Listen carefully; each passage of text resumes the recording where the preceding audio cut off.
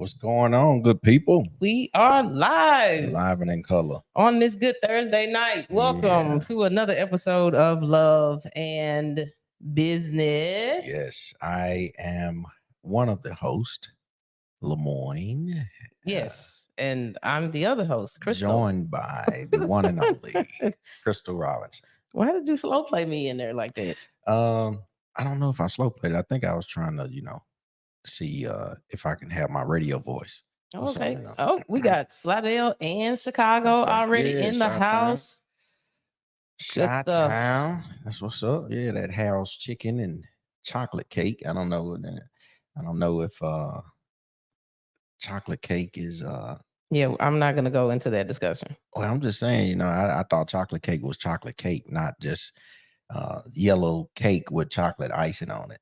I got you. You know what I'm I'm not going into that discussion, so you can have it on the solo. But Okay. I mean, cake to me is cake. Cake to you is cake. Yeah. So don't really matter what it's but called. you don't eat all cake, so Mm-mm. that cake to you just ain't cake. but Definitely not German I chocolate cake. understand. You on your we fast and we can't talk about cake. You're on your health right. We journey, are you on a understand fast. I that, just so came back from prayer a little while ago. Yeah, We so are on we'll let I that- think today is either day 18 or 19 Yeah. of our 21-day fast. So Okay. Saturday is the last day. I actually have to do the bring the message on Saturday morning. Okay. Yeah. Are you Yeah. coming to see me preach on Sunday morning? If I mean, wake Saturday up, morning? yeah. If I wake up, If you wake up. yeah. Mm. Like the old folks say, if the Lord willing. Look at if there. the Lord I'm just see trying fit, to yeah. get my husband to come and hear me bring a word on Saturday morning. And he Yeah. over here talking about if he wake up. Okay. I'm gonna wake you up at And 5 o'clock. There you go. Well, let's okay. Yes. Hey, y'all make sure you share the broadcast for tonight. Yeah. Make sure you share it and invite all of your good friends and Jiggle family City. in here. Go ahead and who is Jiggle City? Baton Rouge. It's called Baton Rouge. Nah, it's Jiggle. Yeah, I don't know nothing about no era. Jiggle Them City, man. jiggles. I ain't never Yeah. heard of that. Oh yeah, you was sheltered all your life. Yeah. Somebody, yeah. Okay. You was sheltered all your life. Anyway, share the broadcast, Yeah. tag your friends in, tell the people that need to be here to get in here because we got a great discussion for tonight. I hope it's great anyway. We're gonna find out when our hostess or our host Yeah, I was just gonna say hostess. Is When like, our host that's a feminine. gets us because he just told me that I should just let him handle, I did. now How we do the you podcast. gonna have to account for that one day. What you said when we first got You on gonna have here? to account for that. That's not what you the said. Good Lord go get you. Okay, at the well gate maybe I and you go, misinterpreted yeah. what you said, but you That's don't what have to try to happens. scare tactic me. The misinterpretation of it. Okay, you know what I'm great. saying, is I what's- see you're a little feisty today. You did No, eat, so I you should be did. all right. I'm not hangry. Okay. I'm not Well, if you're feisty, just Anyway, do you have one of your situations for today? You don't like them. I don't have one. Do you or don't you? I don't. You don't have like don't at all. No, not that I can think of. Oh, okay. Well, great. Well, I have something exciting to talk about since Let's you talk don't about it. have anything controversial to talk about for Yeah, today. let's talk But about it. I'm sure you probably will have something to say. But Mhm. we just finished the $1 Million Expert Live Challenge last couple of days. So I just wanted to shout out to everybody that participated with us. I know we shared last week about the $1 Million Expert Challenge, and it was absolutely phenomenal event. It was virtual, and now we're moving on to the live event at the end of February. So I just wanted to shout out everybody that came. To the $1 Million Expert. Matter of fact, if you came, why don't you do me a favor and put I am a $1 Million Expert in the comments there. That way folks will know, you know what I'm saying, that hey, this is how that works. It's the fact that you ain't invited us on here. Who is it? Who is it? Do you know that? Kalisha Hobbs? No, I'm not. You don't know that? Sure. Oh yeah, I don't know. I don't know. That's but hey, yeah, we can chat about it. Where you from? I don't know. Kalisha Hobbs, where you from? Where you from? Oh, that might be Baton Rouge. Oh yeah. Okay. I don't want to identify you by your, by your spouse, but absolutely, you know what I'm saying? Okay, great. Yeah, no. Man. For sure, first of all, she got a whole nother YouTube name. We got to do that. You got to, okay, the $1 Million Experts is coming in here. We got to do that. Listen, man, y'all can come on the Love and Business podcast anytime, any man. day. Listen, straight up. Y'all can come on, so y'all gonna have to be a special guest. Yeah, we ain't know for real. Yeah, absolutely. Yeah, that's that. Look, that's when you know that you're doing something right. when you could just put your business name out there and then people know it's who like, you are. yeah, well, first of all, she came on here with this incognito YouTube name. You know what I'm saying? Like most, I mean, we got some YouTube people. That may be her legit name. Well, it's not the same on Facebook. Okay. You know what I'm saying? So I had to try to, figure it out. Put it together like that. But shout out to the $1 Million Experts in the chat. We appreciate you guys participating. Y'all had like 400 and some people for VIP. Yeah. It was over 700 people registered for the challenge. Wow. So there was a free version and then there was a VIP version. Yeah. And I think there was close to 500 people actually. Yeah. That ended up registering for the VIP portion of the challenge. But it is dope, man. We are on a mission and I'm just super excited about it. So if anybody else wants to join us, you still can. You can actually go to $1 Million Expert Live, $1millionexpertlive.com, and you can purchase tickets to the live event that we're having in February. So I just wanted to segue into that. And I just wanted to say thank you to everybody that participated because it was super dope. Yeah, that's what's up, man. It's just amazing to me to see like really how many people like how they really, like they really do hunger for improvement. Mm-hmm. You know what I mean? Like it's like it's so powerful when a collective of people get together and they're able to do that, man. So shout out to the women, man, that's out there. It was some men that joined the challenge. I mean, you peeped in every now and then. I know you was busy. Women. You was busy writing big policy. So you know what I'm saying? I understand. Yeah. You be busy, so you couldn't come, to the whole challenge, but you at least came to peek in every now and then and see what was going on. So I appreciate your support from a distance. But hey, no, that's what's up. Yeah. No, I did. I had a customer. Man, we had a really good conversation. I'll share it with you guys. I shared it with my wife, but it's just a big deal. I'm writing my first $10 million life insurance policy. Oh my God! Do we have $10 million life insurance policy? You didn't hit all the wrong ones. It's all good. Yeah. We don't want the womp. You don't want that? Where's the clap? It's okay. It's all right. Okay, I wanted to clap for you. You wrote your first $10 million. I know, but you got to do the right one. You can't just. I don't know where the hand clap is at. Well, you will figure it out after the fact. Man, you so antsy. But you didn't womp. You know what I'm saying? Like, come on, man. I hit all of them to find out. I think this is it. There it is. That's it. Well, I just wanted to hand clap you. There you go. Okay. There you go. All right. There you go. You done gave me the booze, the drum roll. You know what I'm saying? My bad. The joke of the my joke. Bad. Everything. Hey, I figured it out. Congratulations, Lemoyne, on writing your first $10 million policy. How does it feel? How does it feel to insure a life for $10 million? Man. You know what I'm saying? I mean, listen, I was really like I know we got to label it, right? But I was really, this was like a real life Huxtables.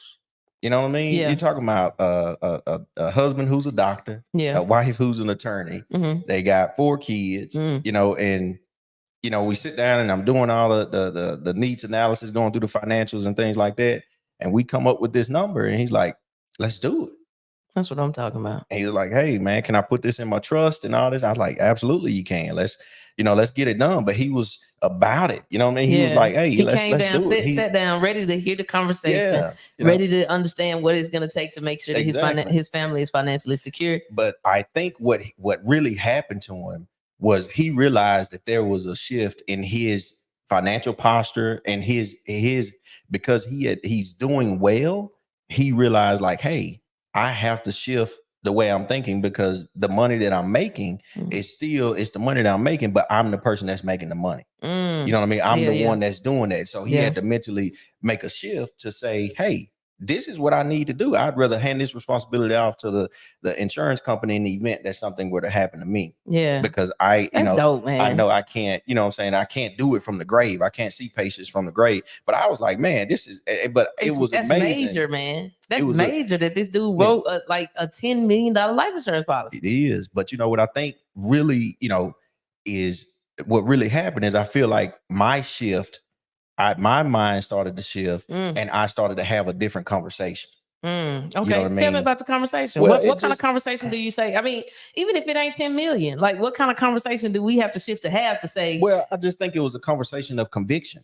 you know, and not necessarily not your conviction, but no, well, it was a conversation of, hey, I know what this does. You know what I'm saying? And I understand what it can do for, you know, the entirety of your whole plan. You know what I mean? So I'm speaking in a way of, hey, I know what this is. This is a tool. It's a resource for you to be able to do whatever it is, you know, that you want to do. However, I'm not being passive or feeble about it. I'm not being, you know, like withdrawn, like, oh, I think you may be able to, you know, you may be able to do it. I don't know. That's a big number. I was. You said 10 million with your chest? Man, I'm talking about with 2 buttons unbuttoned, 10 million, doc. This what it's gonna cost you a year. You know what I mean? And it's like, okay, you know what I'm saying? But this is the you know. You're right, David. David says these 8-figure conversations need to happen. Absolutely. You know, absolutely. And a lot of times we be seeing ourselves, or individuals see themselves and just like, oh, okay, well, I'm not a 7-figure person. I'm not an 8-figure person. I'm not a 6-figure person. Whatever and your I'm figure like, is, you should cover it. Exactly. I'm like, but you know, you should change your perspective. You know, you got to shift. You know what I'm saying? And that's really I think the focal point, or really the crux of most situations, right? When we find ourselves in different stages, is more of a mental shift. Because this man, I mean, they are making very good livings. Yeah, and they probably, I mean, and with truth be told, with the type of money that they make, you know, from their income, they probably could have like a nice nest egg of a savings account or investment account. You know what I'm saying? Like they could have all kinds of stuff, you know, that's set up because they're, you know, quote unquote financially secure based on the income. They do, but to have this additional layer, this is legacy's deep. This is exactly because when I'm talking to them about it, I'm saying, well, yes, you do have this, but let me tell you something, Mr. Customer, all of this is taxable income. You kick the bucket, your family's going to get a percentage of that because Uncle Sam is going to get a percentage of it as well.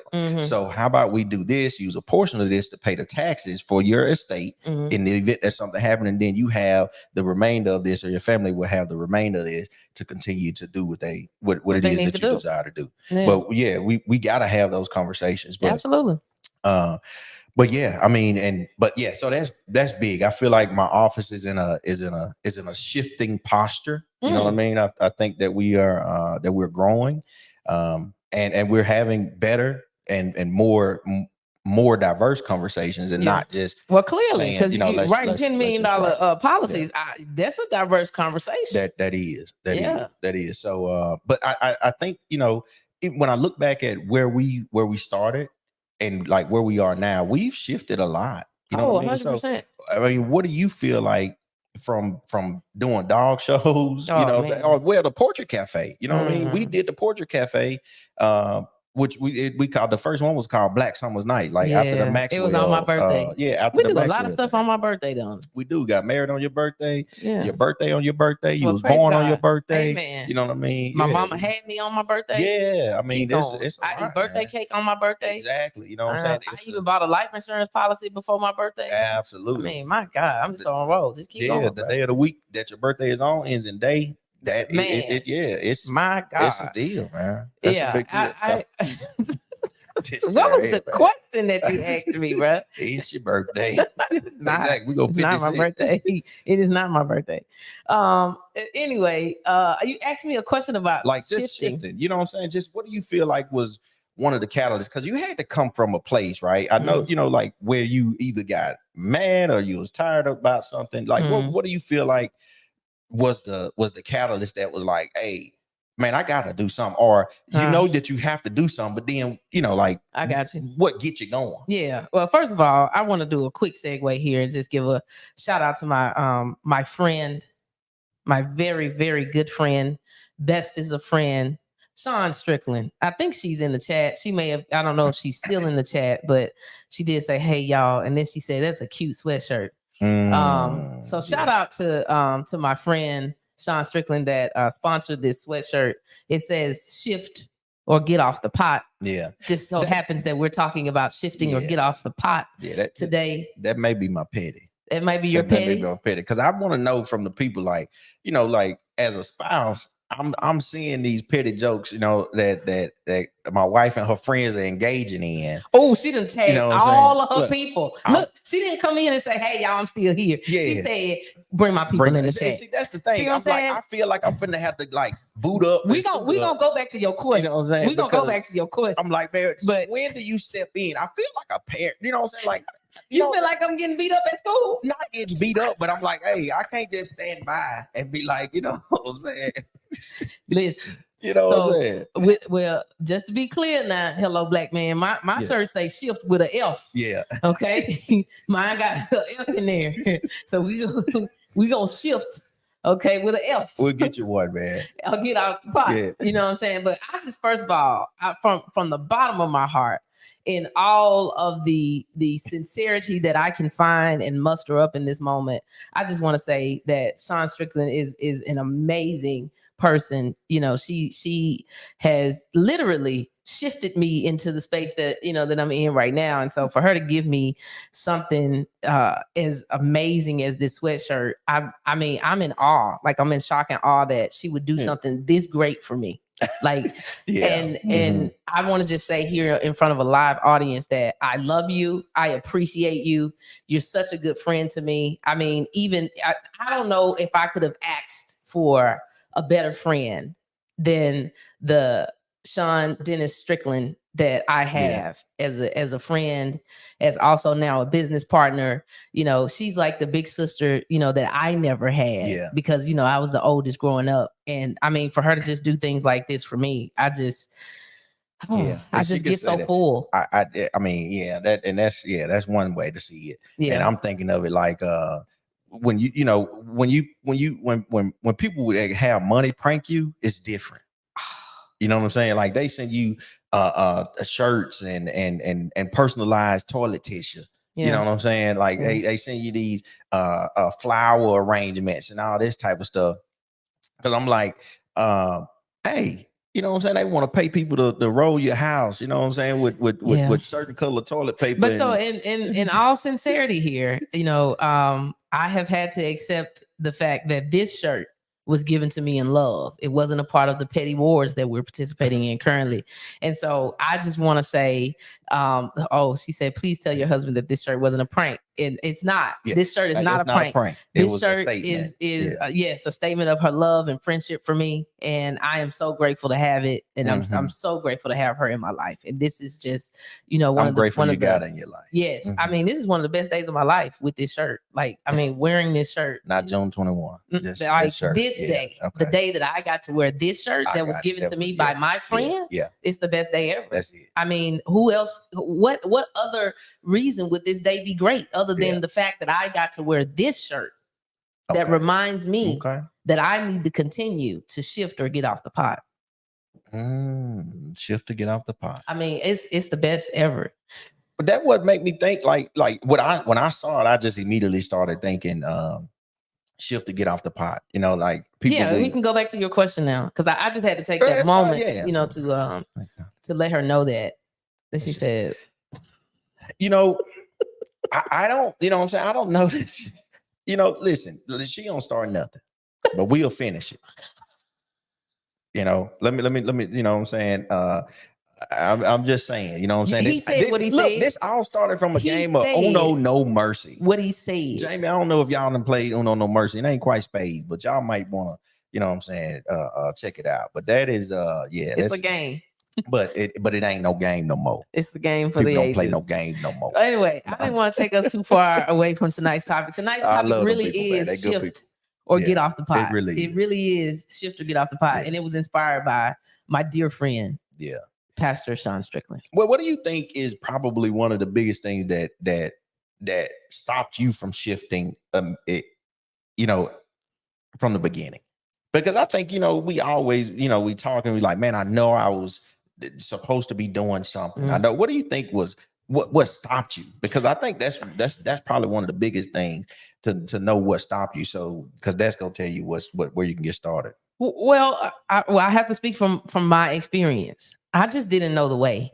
You know what I'm saying? It wasn't that I didn't want to do something different, or, you know, that I didn't have the desire to do something different. Yeah. I think I just didn't shift initially because I didn't have the environment that was conducive for it. I didn't know, you know, how to get there, or, you know, like what was a good starting block. Like I didn't have enough information. Yeah. You know what I'm saying? But that's the part. Like, I think the environment plays a huge role, or your environment, my environment, you know what I'm saying? I think it plays a huge role. It does, but if we don't have that, you know, we still at some point would have to, you know, cultivate it, right? To make it happen. I just didn't have the mindset to cultivate that at the time. Like but it was not in me at that particular point. And I didn't have the blueprint. I didn't have the guidance. I didn't have, you know, the faith or the wherewithal to say, hey, I want to, you know what I'm saying? I want to aspire to do more. I want to be more. I want to have more, you know, I want to see more, whatever. Yeah. Like at the time, I just had no motivation for it. Yeah. You know what I'm saying? Like none whatsoever. So tell me this then, what do you feel like was your first inkling of a shift? Or you can talk about what do you think a shift is? How do you define it?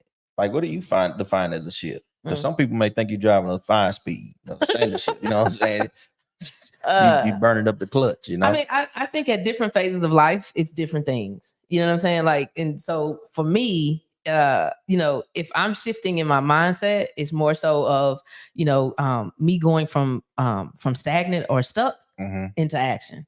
You know what I'm saying? Like that's how I see it. You know what I'm saying? That's how I define it. Now you have the master shifter in the comments here, and maybe she can come through, you know, with the definition that is, I'm talking about flawless, because that's just what she does, because she's just so amazing. So you know, the master shifter, Sean Strickland, is in the comments. She actually came up with soul shift, like that's her, you know, her own, you know, term there. So she may drop one in there, but for me, it was literally, you know, going from stuck and stagnant to in motion. But what does that look like? Because you don't go from 0 to 60, you know what I'm saying, or 0 to 160 in 6 seconds. You know what I mean? No, it doesn't. But what I will say is, as I started to shift in the way back in the gap, I started doing small things, right? We always joke and talk about how we used to stay up to 2 or 3 o'clock in the morning playing Xbox and drinking beer. Well, tequila, I wasn't really tequila, whatever you want to call it. You know what I'm saying? But it's a difference. It's a small shift, you know, but then it started to be, if I was staying up to 2 and 3 o'clock in the morning, it was because I was reading something. I was trying to, you know, figure something out. I was, you know, trying to get more information about a thing. Like it was no longer I'm up to 2 or 3 o'clock in the morning because I'm playing Xbox. But what made you, that's what I'm saying. So like, you know, like something had to make you be like, you know what, this ain't really fun no more. I'd rather be working on this, or this book is really interesting, or now I'm trying to build this, you know, build whatever it is I'm trying to build, because this was in college, you know what I mean, or just right outside of college. But we was, after we got married, we were still bums. We had good jobs, we freelancing. We had good jobs, you know, and we was making, you know what I'm saying, a little money, like, because now at this point, you know, we're fresh out of college, but we also have access to, obviously, you know, the most money that we had made at the time. Yeah, we was paying $800 for rent, you know what I'm saying? Like bare minimum expenses. We ain't had no car notes or nothing like that. Like so we had a lot of extra cash at young ages. We got married when we was what, 23? Yeah. So, you know, you talking 23 to say like 25, 26, we was just kind of out splurging, you know, and then I had started traveling, you know what I'm saying, a good bit with work. So every time I would make like an extra $2,000-$3,000 on my check, we go blow it on a trip somewhere. You know what I'm saying? We go to Jamaica, or, you know, fly, whatever, you know what I'm saying? And the whole, whatever extra money I made, we just blow it on a trip, you know? So we wasn't really after anything. I think if I had we wasn't after nothing. No, we were just living. Yeah. What I would say legitimately did it was Caitlin. Okay. You know what I'm saying? Like me becoming a mom and then realizing that now I got to go back to work at a certain time after, you know, she's born. And when I'm there, I remember being real teed off because I ain't had nowhere to pump my breast milk. You know, and then what really started to happen is agitation in the workplace, right? So like I would want to take off or something and I barely had work to do. You know what I'm saying? Like my list of to-dos could be done in the first couple of hours of work. Okay. And then I would want to take off and somebody will say something like, oh, well, you need to make sure you got somebody to cover your assignments. And I wanted to say, get your mama to cover them, because you know I ain't got no work to do. And I'm over here cringing because I know she said, I'm like, we don't need to, you can't lose your job now. Yeah. But I want to circle back though, because I think most people overlook the agitation and they use that energy for the wrong thing. Mm-hmm. You know what I'm saying? How would you say, you know, what would you say early on? Because your agitation was just frustration and conversation at one point.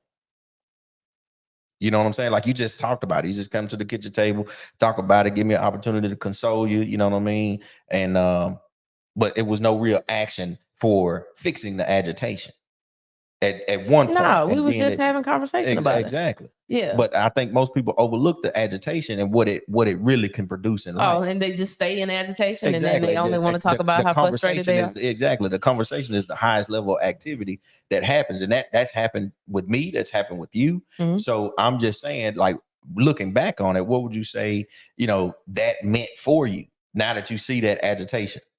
It was motivation, you know, but it just meant that I couldn't stay in that place. So you was fueled with anger a little bit. Oh, for sure. I mean, I can be honest about it. Has anybody else been agitated in the workplace? Maybe.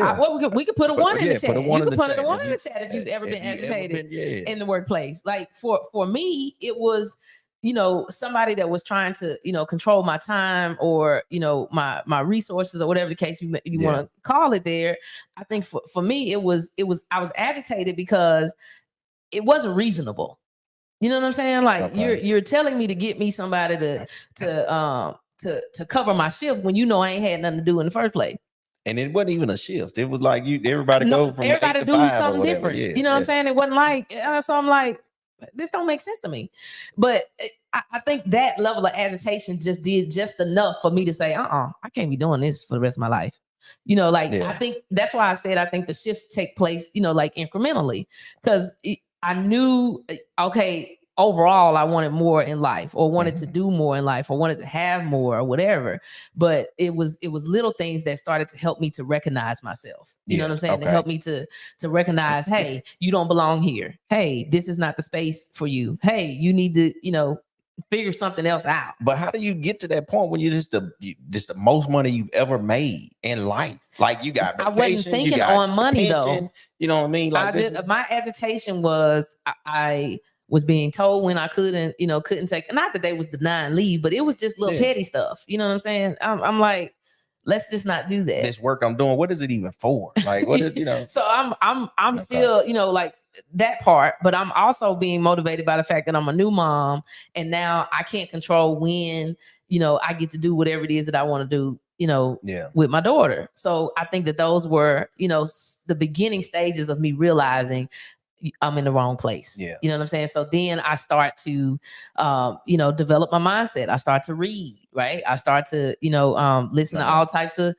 YouTube videos and things of that nature. But the agitation is what started me in that direction. Hey, y'all, she would read these books and tell me about it. And I swear, man, we'd be in a conversation with somebody and I'll be regurgitating it like I just read it. At least say right now. I'm talking about you. I used to be in that, like, yeah, you did you read Think and Grow Rich? No, you know, didn't. I can give you about seven quotes off of it. I was reading books like quick read, man. Like I was going through as much as I could. You wasn't doing none of that work. You just well, that part, but also because I wanted to get out of there. You know, like I'm not okay with just saying I have a good job, I make good money, I got good benefits, I don't have to do that much, you know, and I can just stay here, you know, for 30 years, 40 years and be cool. Like I wasn't okay with that. Like I knew that I had a bigger purpose and a bigger assignment. I'm just saying that initial agitation made me realize that. And sometimes people, like you said, they overlook the agitation and then they get excited about being able to constantly have the same conversation over and over and over again about the agitation, when we really should be taking what we're feeling and then putting it into some type of action. But you'll be thinking I'm doing something because I'm talking about it. I'm talking about you're not. You know what I'm saying? Like I ain't talk about it. You know, I talked about it, you know what I'm saying, with you. But you would but I realized like I'm not finna be sitting around with my coworkers, you know what I'm saying, every day, all day talking about how bad the job is. No, I stopped going to lunch with them. and I was sitting at my desk reading. So it was a change like that. That could be a shift, right? I'm not 100%. Going to lunch with the same people. I ain't finna just hang out and we ain't just finna talk. I'm not finna do this every day. What I'm about to do is take all the free time that I got and put it into these things because I need to, I need to grow and develop my mindset. That's a little shift. All of it was little. That can start, but it was consistent. Okay. It was consistent. Yeah, Hazor is standing on facts, by the way. So what?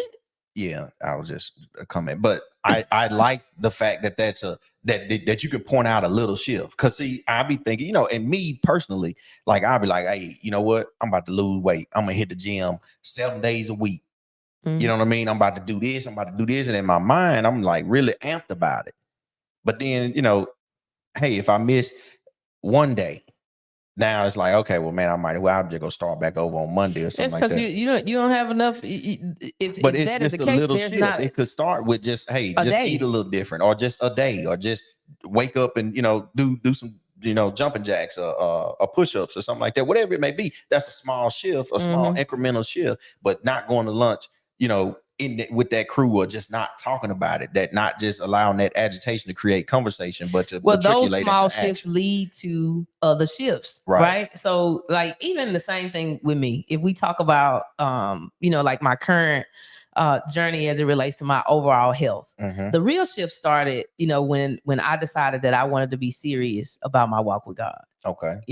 That may seem like a small incremental shift. Man, I ain't know we were playing because we've been paying tithes a long time. I know we were playing. I'm just saying. Bow your head. Do I have some oil? Serious. Can somebody give me some blessed oil? I'm gonna dash this water on your forehead. Just because we pay tithes. This man said, y'all got to help me in these comments today. This man said, I thought we've been serious about the Lord because we were paying tithes. Hey, listen, sir. I was serious. So as I was saying, we won.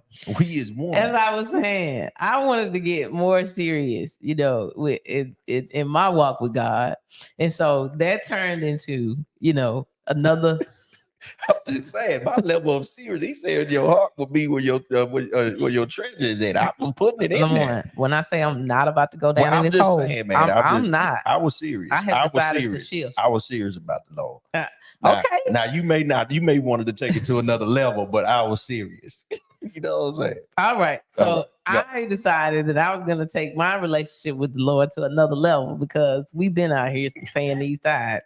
And so that was a shift, right? It was a shift. And so, I would start doing my walks, and listening to the word and, studying. It wasn't that I wasn't studying the word before, but it was like I needed to have like a different level of, intentionality behind it. And when that happened, that shift then caused the next shift, which was I need to honor my temple. Because now, what I'm saying, I'm reading the word, I'm paying more attention to what it's saying. I'm asking God to give me, more direction and instruction as it relates to what it is that I'm reading. And so now I'm starting to feel some level of conviction about how it is that I'm treating the temple that I'm going to use to serve him. Yeah. Right. Okay. So then next level shift happens. So because shift number 1 happened, then shift number 2 happens. I then say, I need to treat my temple better. Right. I'm eating too much, junk stuff and all of this, so I'm talking about, it's been almost 12 months since your girl done had a Skittle. Man, it ain't a little debit cake in sight. I'm talking about, some sour worms. You know what I'm saying? I'm talking about some sour straws or some airheads. You know what I'm saying? Movie night ain't been I'm talking about Laffy Taffy. Ain't had lamb. See, that's how you ain't serious. I've been serious. I've been serious. I'm just saying, I ain't had no candy, right? So I went from that shift to then later on in the year, the shift goes to, like just overall eating. So then I went a good little stint with no bread.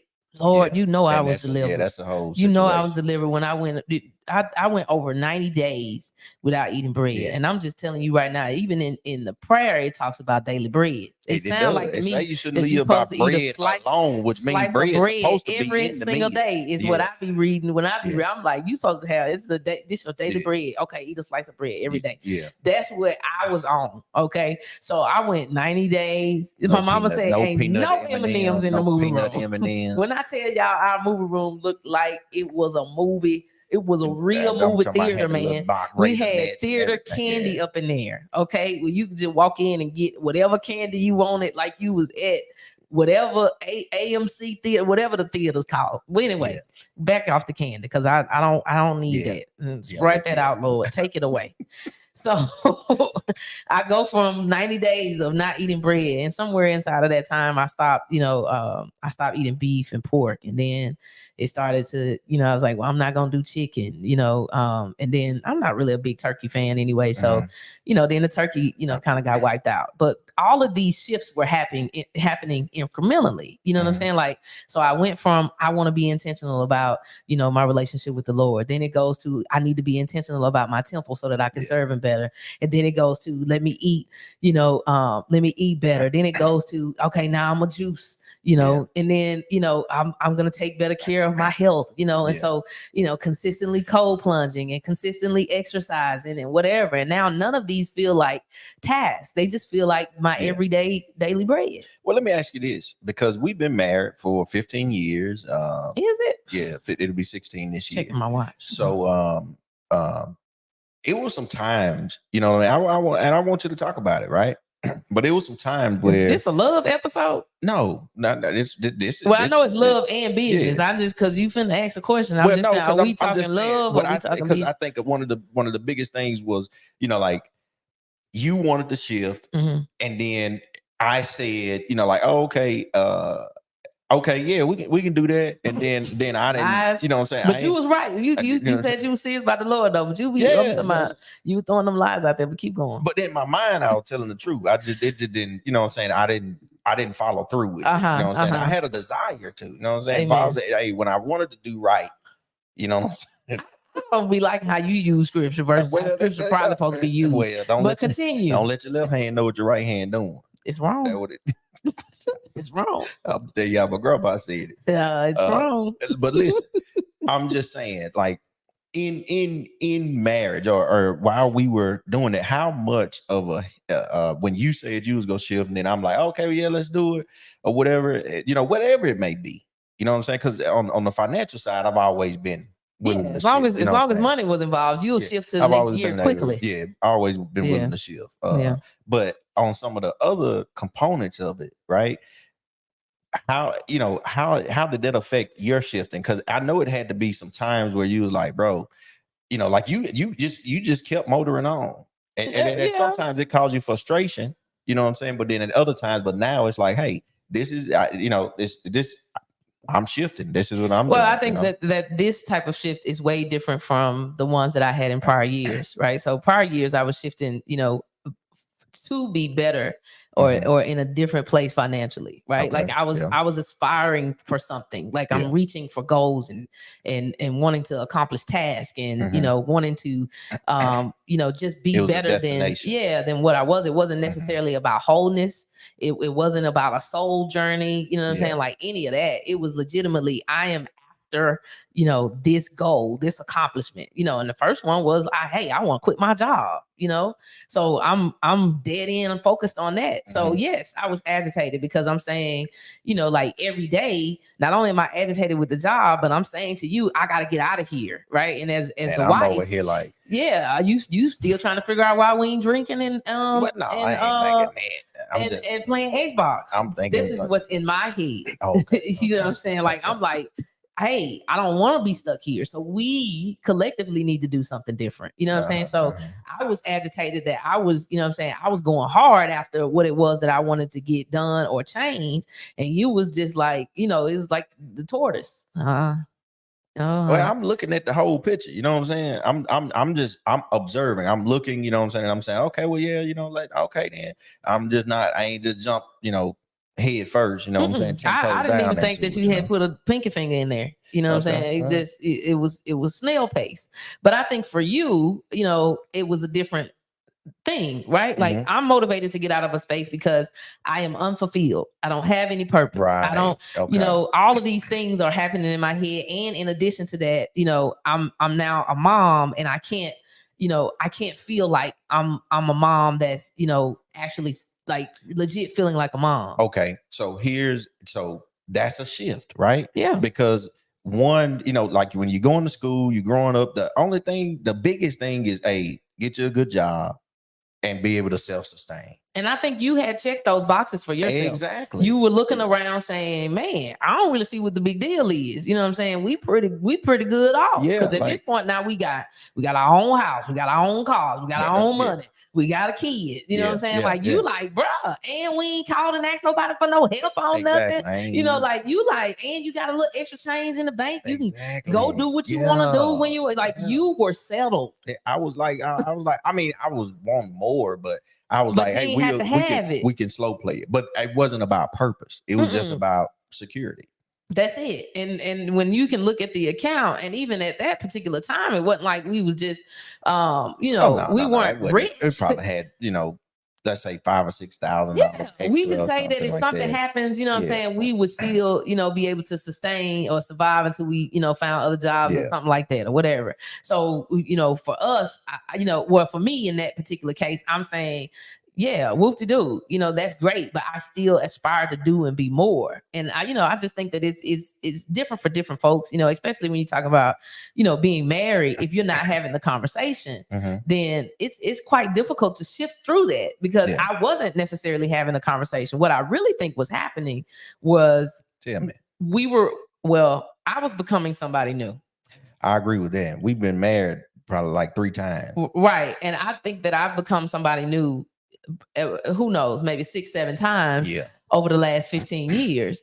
And I was recognizing that I was becoming new, but I wasn't explaining to you that I was shifting. I mean, here just in the last 3 to 5-ish or so years, we just got this terminology of shifting, right? Right. And so during the time that it was happening, I wasn't able to communicate to say, hey, Lamorne, I'm becoming different. Hey, Lamorne, I don't like what I liked before. Hey, Lamorne, I want better or bigger or different. I wasn't able to say that to you in a way that was healthy. I didn't understand how to communicate that. I just knew that I wanted to go.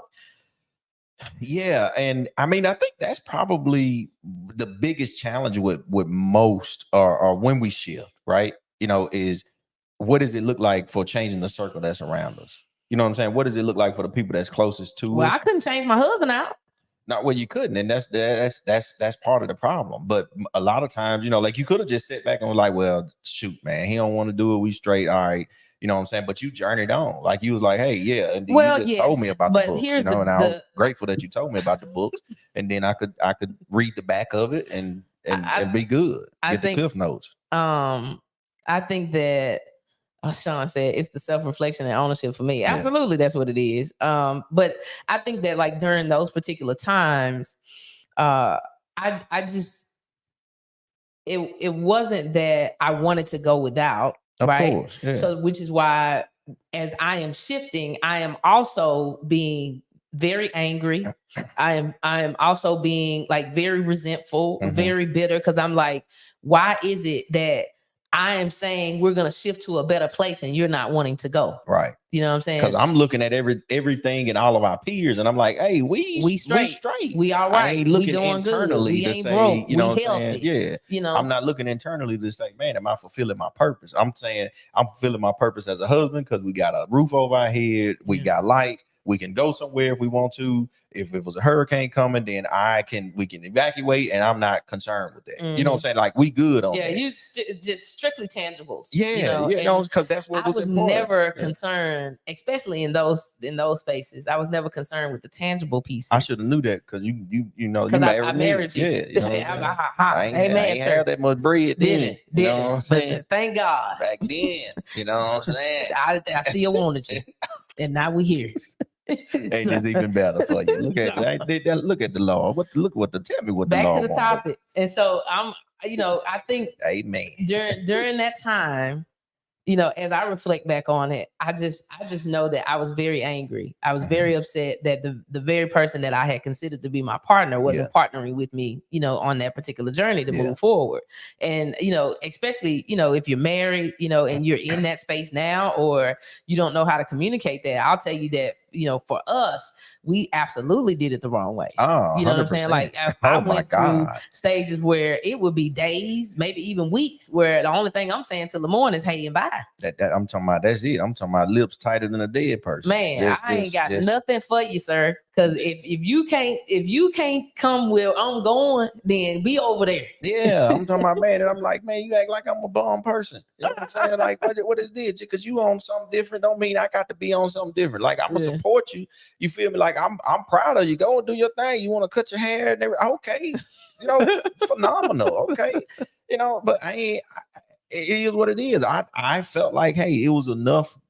My love was enough.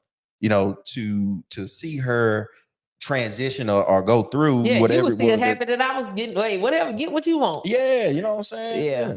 And I think that, especially when people are shifting and they're doing it on the solo, the worst thing that you can do is, make a part of your journey bringing somebody else on with you. You know what I'm saying? Like, okay, I should have shifted for me.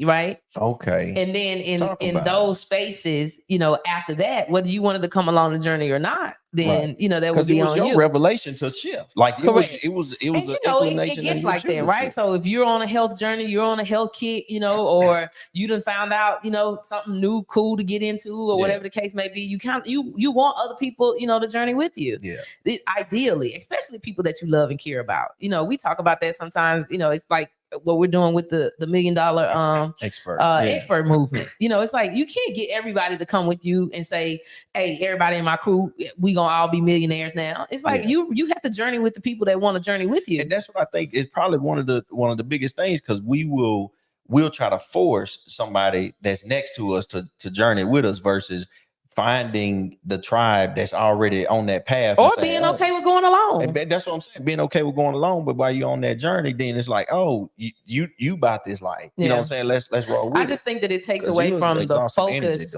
and the progress that you could have alone. By focusing on what's happening around you or outside of you. Like when I went on a health kick before, man, I'm talking about just totally like ripped out my body. Yeah. And I'm like, I'm getting up and I'm snatching the covers when I get up, because Lamorne, swear to God, he gonna get up. And some mornings I did, most I didn't. Now we're gonna not lie today. Some mornings I did. I said most I didn't. Lamorne, some mornings and 3 mornings in a 7-month time frame, we gonna just say you didn't. No, but that's your opinion. That's still some mornings. You're right. Some. Thank you. Okay. Three mornings out of 3/4 of a year. Is you got zero? Is it zero? And so I got salty. You know what I'm saying? Because Lamorne looked me dead in my face and said, "Man, I'm gonna do this with you, man. I'm with me and you together. You know what I'm saying? Forever." The whole 9. Married. And I would get up, right? It was just married. And so Ralph said 3 years song. Okay. There you go. A Hazelhurst equal half true. Praise the Lord. Somebody know with me. Now listen. It's quite a small number of people from Hazelhurst that I know that tell the full truth, the whole truth, nothing but the truth. This ain't nothing but no. 3 that girl say feel like we married to the same person. 3 years song. Now then your mind, you know what I'm saying? Listen, Lamorne, let me tell you, I feel like he was sabotaging my journey. But in all full sincerity here, my focal point was trying to get him to come. Instead of let me get my full on the journey. Let me get my full transformation for myself. Like I wasn't focusing in on that. And if that would have been my focal point, whatever he was or wasn't doing would have never bothered me. Like even now, like in this new space, you know what I'm saying? Lamorne will still eat a rib, a chicken, a fish, or beef. He had no pork in a long time, but I will eat it. Now my mom and them left that bacon up in here. Wow, them people had that bacon up in here and y'all ate that bacon. Oh, I kind of overlooked that one. You overlooked that day? You overlooked that day. Now, see, this is how this was December. Was it? While I was gone to the gathering, y'all gathered some pork in my kitchen and cooked it.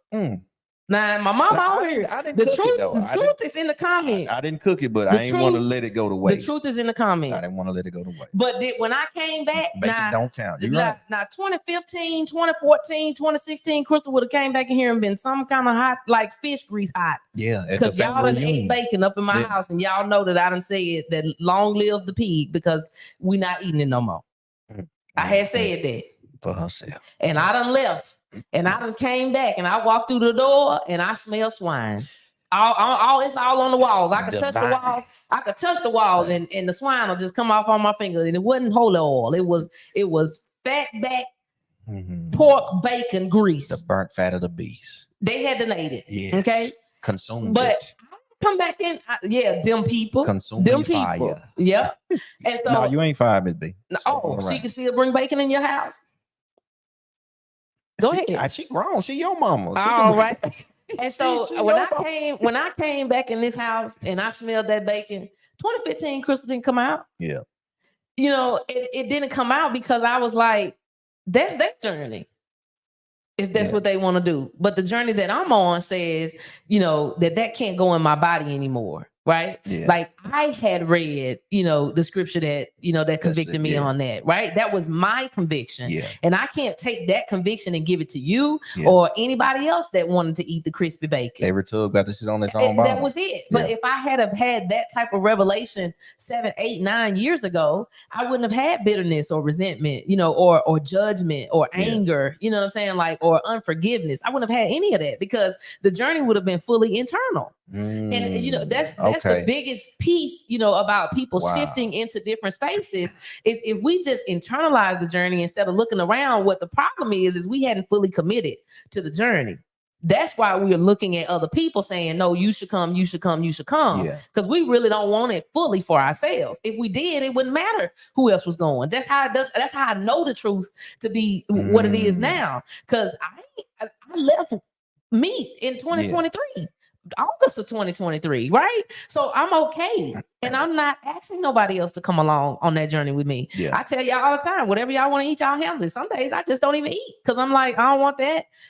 There's nothing there, you know what I'm saying, that's going to serve my body well. So y'all handle that. You know, like I'm okay with drinking some fresh juice and going to bed, right? So now I know that the journey is mine. Yeah. Because I'm not looking left or right to find out what somebody else is doing so I can either cast judgment or make them feel bad for not coming with me. Because that's what tend to happen. And then they feel guilty into doing it. And then they ain't really committed. And then they don't do it. And then that inevitably they become an untruth teller. Because they want to do it. You know, they want to do it to support and help, you know what I'm saying, or whatever, but it ain't really in their heart. So then you get disappointed as a result of it and some more stuff. And then it's a whole shebang. Yeah. Yeah. Yeah, you know I think that's for me, it's a full circle moment because I realize, you know, that the walk, you know, that I'm on now, it is solely for me. It's not for you. It's not for Lamorne. And what really was the biggest shift, like how you get here is the ultimate shift. Okay. The ultimate shift has to be that I now desire God, or I now love God more than anybody else. Because initially I was trying to get you to join right on my journey, because I'm saying, well, you need to do X, or you need to, or why you didn't do whatever. And so now my ultimate goal is to please him, right? Not to try to figure out what anybody else is doing. So now when my focal point is there, I don't have no time or attention to be looking left or right. Yes, you're my husband, but you know, I had to shift from loving you more than I did him. Yeah. You know, I had to shift from caring about what you were doing or what you were thinking more than I cared about him. When that type of shift happens, you ain't got to look. Because it then became way internal or just between you and God as a relationship. You don't. It's way different. No, I know that it is. And when I was thinking about it, when I said like every tub got to sit on its own bottom, that's like an old, you know, country cliche. But I saw the vision of like, you know, you sit these number 2 tubs, or if it does say, but just buckets, right? You sit the bucket that's on the bottom, it's gonna be the bucket that get the least amount of liquid in it. If you're pouring you know, if water is pouring out of a hose pipe or out of the sky, and you got 3 buckets stacked on top of each other, the one that's on the bottom gets nothing, but it's supporting everything. You follow me? The ones that's on top, it go get heavier and heavier, just more and more support, because now you're trying to sustain somebody else in a journey that ain't meant for them. You know what I mean? You don't get filled at all. You don't get filled at all, and it's just more pressure on you, and you still ain't getting filled. That's good. It ain't like you get no relief nowhere. Yeah, that's you know really what I mean? good. That's really good. So that becomes then a bottle of frustration, and you looking at them like they a straight loser when I'm a, you know, state champion and still got records, you know what I'm saying, and all this good stuff. I'm a really good husband, but just not necessarily totally committed to your journey. But because I'm immature and don't really know how to say, nah, babe, I don't really want to do that. Right. You know what I'm saying? Then I agree, but then falter, which then becomes, you know what I'm saying, a mark for you, because you like, man, why he leaving me out here like this? Why he ain't letting me, you know what I'm saying? Why he ain't holding me and support me like a husband? When you force people to come on your journey, then you kind of force lies. You know what I'm saying? Yeah. You force the untruths because you're not ready to receive their truth. You know, and in those kind of cases, how can we shift to a good place? You know what I'm saying? Because you're saying, no, I want you over here. And for you know, especially for married couples, what typically happens is, well, I don't want to disappoint them. Well, ultimately, you're gonna disappoint them anyway.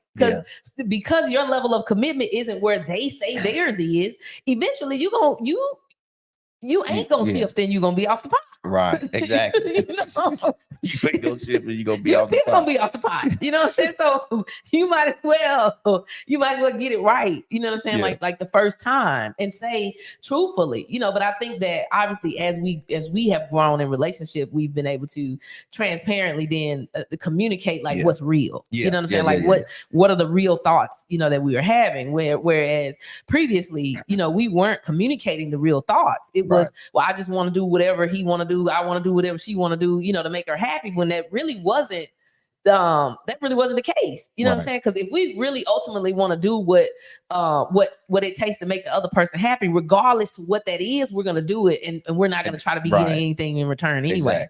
Like that wasn't our initial desire. It was no, I want you to do what I want you to do because I want you to do what I want you to do. Because I want you to do not because it's gonna make you happy. I think this is best. You should read these books. I'm doing this. 100%. Yeah. And so I think that has been a big shift, obviously, you know, in understanding that my journey is my journey. Yeah. You know, and whatever journey it is that you're on, that's your journey. Yeah. You know, and what I will say is, but we respect each other enough now to say, hey, kudos. Yeah. Let's keep going. Whatever that is. And so I think that that's a grown-up move. You know what I'm saying? When you can be able to say, hey, by the way, I'm changing here. I'm moving differently here. I'm going here. I just wanted you to know I needed to have this conversation, you know, or whatever the case may be. Right. Because even in that, again, when it got to the point where it's like you then come to the conclusion of, man, you ain't doing nothing, then it becomes, like you said, resentful. Now you no longer talk to me about it. You know, we no longer have conversations. We start having conversations with other people about it, you know, or trying to figure out, you know, how we can,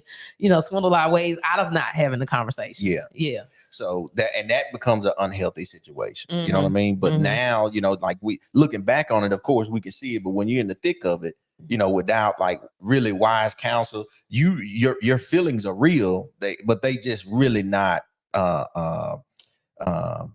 you're allowing them to dictate your actions versus just being an indicator as to what I'm feeling and how I need to maybe make a change. That agitation is now becoming a negative action. Absolutely. You know what I'm saying? Absolutely. No, I think that, you know, if somebody is wanting to shift into a new space, and that could be, you know, in relationship, in business or whatever, I just think that transparent conversations is what help us to journey into the spaces that we want to go to in a healthy way. Yeah. You know, 100%. And especially I feel like over the last year or so, you know, I've been able to work to communicate like what I'm thinking and, you know, what I'm feeling. Like we even had a conversation the other day and I was like, look, man, like, I'm just super excited, you know, about the journey that I'm on, you know, partnering with Sean in, you know, the $1 Million Movement, just with her business in general, is, you know, coming on as a CEO. And so I've been having a lot of conversations with you, you know, because I knew like when I've done shifts like this before, I ain't talked to you. Yeah, because You you know were what I'm just saying? I'm like, I'm like, you know what? You don't want to go, so I ain't talking to you about it. Yeah. You know, you ain't interested like I'm interested, so I don't want to have no conversations with you about it. I'm gonna be over here, you be over there. Right. And obviously that was, the wrong way to handle that, because I'm like, I'm gonna go. And if you don't want to go, then you gonna have to find me where I'm gonna be at. You want to And so, like in this space, I was like, no, I know that this is different. I know that this is going to shift to somewhere grand, and I need to be having conversations, because every single day, I'm thinking things that are, they're grand, and it would probably require us to shift even more differently, And so when I'm having like these big thoughts, like, hey, in 3 to 5, this is what I think is going to be happening. You know what I'm saying? Like, I'm trying to say that now versus, 2 years down the road, I'm trying to, like shove this in, or secretly, make transitions and do things without transparently sharing, like, hey man, I think we finna go into a completely different direction here. And so every day I'm sharing, how big I feel like the vision is, and how, like, even if it's, man, like, this is amazing. Like, I'm having, the conversations externally that I would typically have either with somebody else like a Sean, or internally, you know what I'm saying? Where I'm just full of excitement. I, do my little thing, have a conversation with somebody else. And then when I come back to you, it's like, oh man, I'm intentional about, being transparent and sharing where I'm shifting to, what's happening, even before, like when I got ready to have the conversation, I said, Lamorne, I feel different. I said, something is happening. I'm not really sure what's happening, but I think, what I'm saying, I think this is what I'm feeling. And you were like, well, you need to have a conversation, with Sean. But I think initially, like years back, what would have happened is I would have had the conversation with Sean, and then I would have came back to you and said, look, this is what we talked about. This is what I'm finna do. And that's, when you're shifting, especially when you have people that are in your life that you care about, it's a spouse, a business partner, or a friend, or, parents, close family member, whatever. I think it's super important to have those transparent conversations to say, hey, I'm going somewhere. And I feel like I'm about to be different, but I don't want to lose you in going to my different place. And it's, I don't think it's okay to hold the information hostage just because somebody else don't want to journey with you. Absolutely, it's not. But because you don't know how they're going to perceive it, or you don't know if they're going to be okay with it, or you don't know if they're going to try to keep you where you are or discourage you from going to the place, then you shelter it because you don't know what the response is going to be.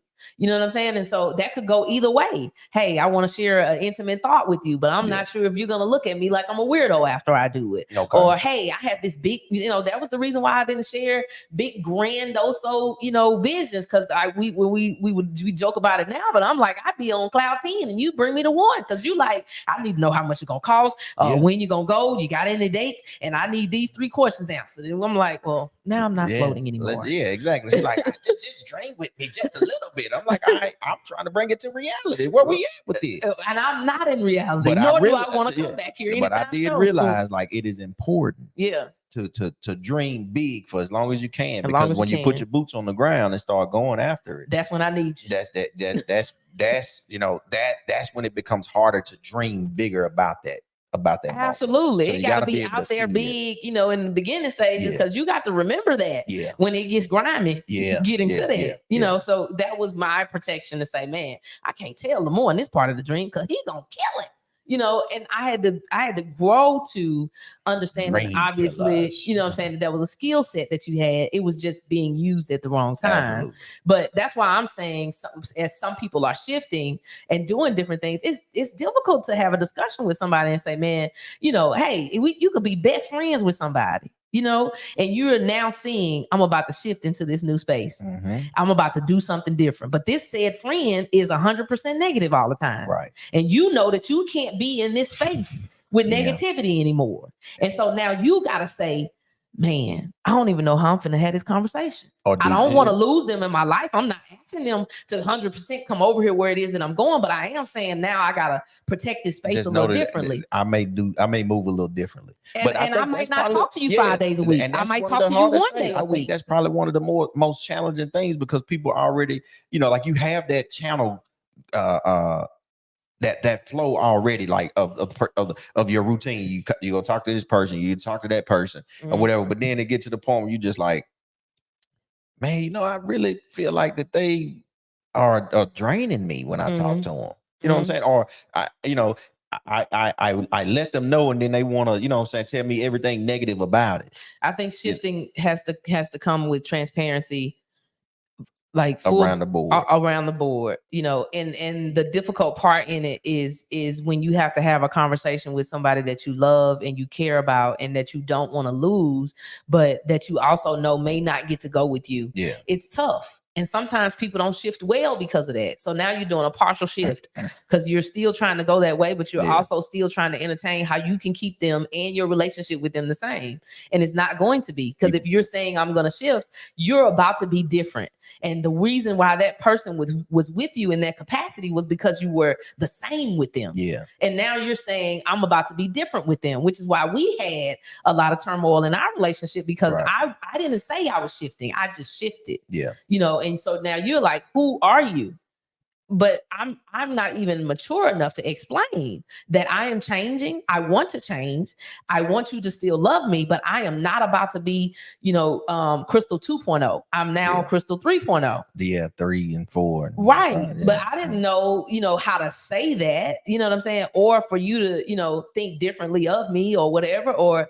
And then I didn't know how to shift and not try to drag you too. Yeah. You know, so I think that there's different, you know, there's obviously a bunch of different phases in that, but the first level of shifting has to be being transparent with yourself. Yeah. You got to be able to lay out and say, am I willing and ready to have the transparent conversations that I need to have? Because it's really unfair to the people that you do love and care about that are around you in your spaces. And you know, like, because when you know you about to either do something different, be different, or aspire for something new, you start to see stuff in folk around you that before you didn't notice. Yeah.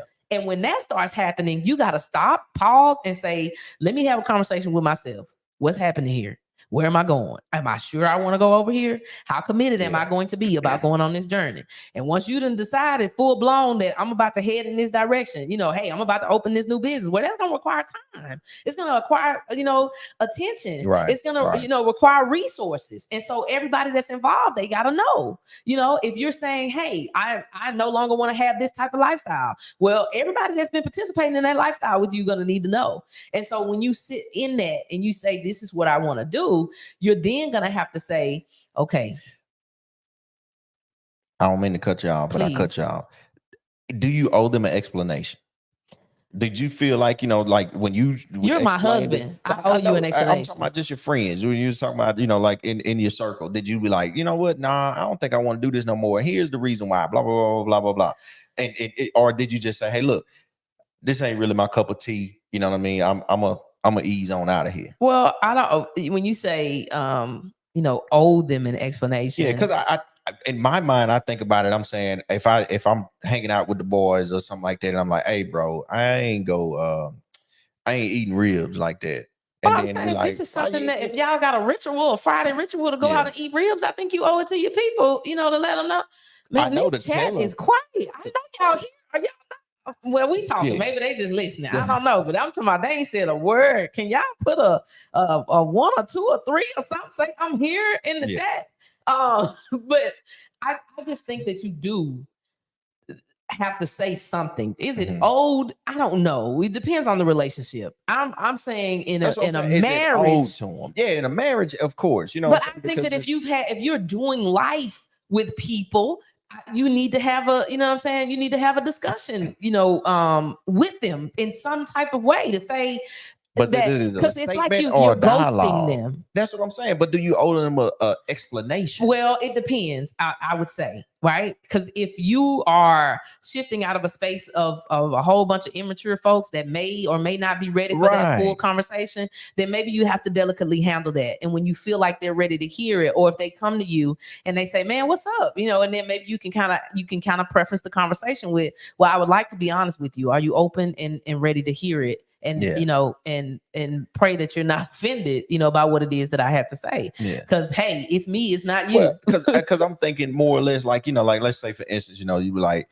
hey, man, I from a guy perspective, right? You tell the boys, man, nah, I'm not hanging out tonight. I gotta, my kids at home, man. I'm going to the crib. They're like, oh man, you going to the house for what, man? You can't hang out. Now it's the joning part, right? Now they But what do you care more about, the shift or their exactly? Comments? So that's what I'm saying, right? So is it more or less like, hey, look, I ain't on that right now. You know what I'm saying? And then you just move away quietly versus saying, you know what, I don't eat pork and here's why. The bacteria, this, or whatever, or it's not, because now I don't want to try to convince you. Right? There's different things. If we're saying we're shifting out of the environment with the people, okay, then we probably need to sit and have a conversation. Sean said that if we care about the people, the relationship, then we should share. Yeah. But I think that there's different spaces to it. Because again, I don't want folks to feel like that what journey I'm on now belongs to them.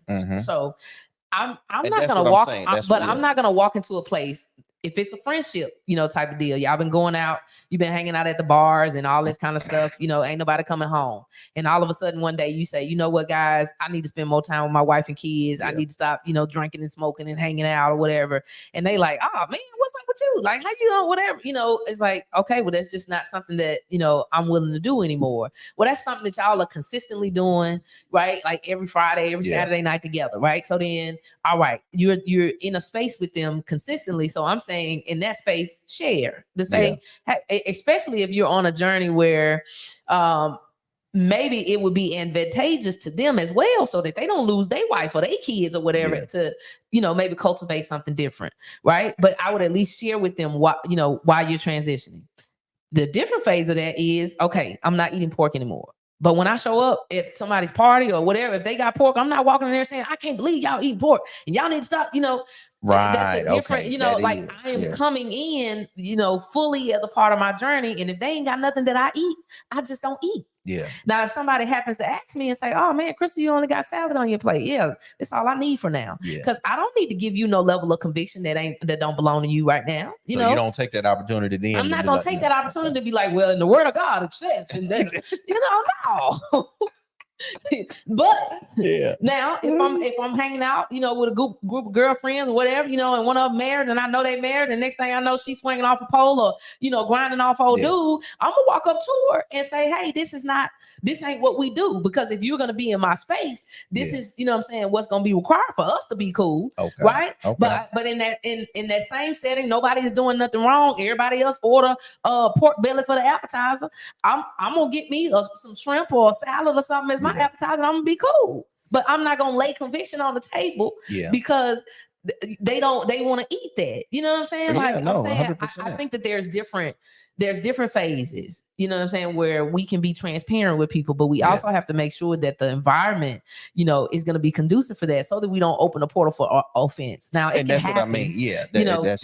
If somebody just decides that they want to be offended, but I think when we decide to shift, we shouldn't be doing it, on the basis of who's coming with us or how quickly the other people are going to join the journey. Like, or that if I explain it, if I explained it to them that they got to be on the bandwagon, immediately, or if I explain it to them and I lose them, well, are you more committed to the journey or to the people?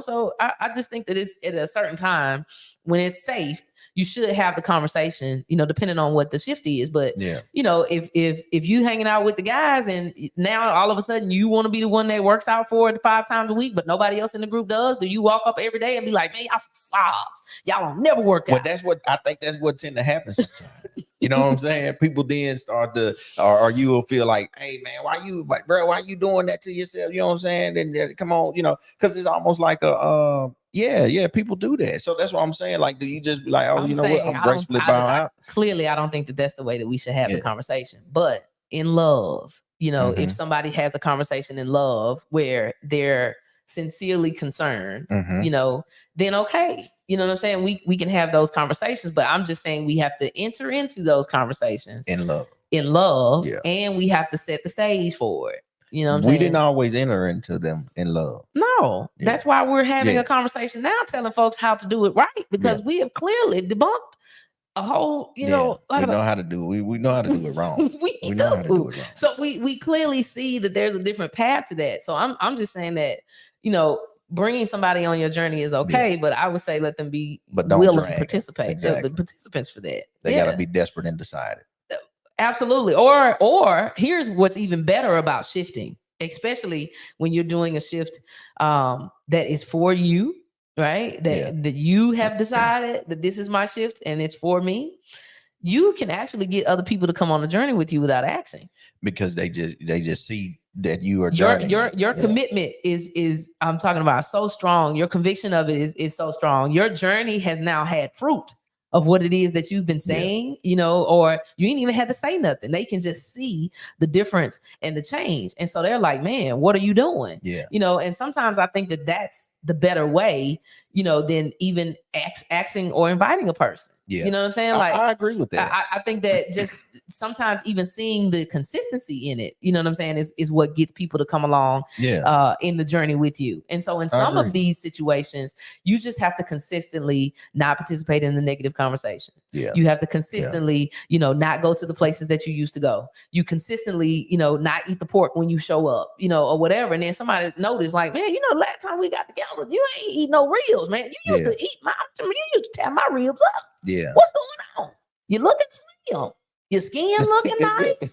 Your britches fitting you real good. What is you doing? But that's I think that's probably one of the things that we overlook is that our actions speak way louder than our words. Mm-hmm. We'll say that, but then we'll grab the megaphone, you know what I'm saying, and want to shout to the rooftop of what we are doing and how we are doing it versus just doing it. Mm-hmm. And just allowing it to be our journey. And if others see it, then hey, I invite you to it, but I'm not gonna drag you along for it. I think some of that is rooted in selfishness, because we're not necessarily on the journey for real for the right reasons. Absolutely. And I think that's when it comes out. Right. You know what I'm saying? It's like even for me, you know, in transparency, some of the health journeys I started because of you. You know what I'm saying? I was like, well, I'm gonna get up and work out every day, hoping he get up and work out every day. Mm-hmm. I didn't even need to. Really? You know, absolutely. Yeah, that's what it was. Man, he was over there snoring, calling all them cows. I was like, if this man don't lose 10, 15 pounds, I don't know if I'm sleeping here another night. I don't know who you were listening to.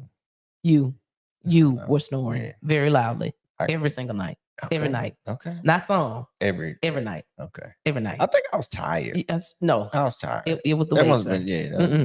No, it was the weight. I didn't hear myself. Of course you didn't. I don't think that was, you know what I'm saying? You know what I'm saying? You can make up anything like that. You know what I'm saying? I recorded you. I ain't never heard it. Yes. Because I have a recording. Hazelhurst.